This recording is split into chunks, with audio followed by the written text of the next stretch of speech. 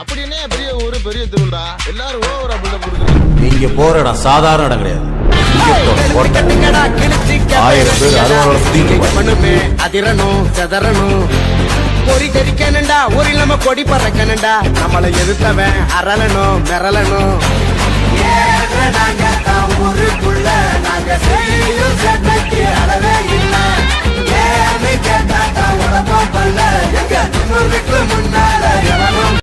பாட்டே போடுறா.